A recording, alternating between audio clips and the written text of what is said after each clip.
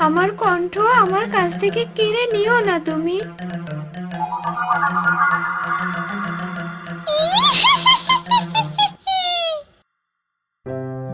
যে ডাইনি রানীকে বন্দি করেছে তাকে আমি খুঁজে বের করবই।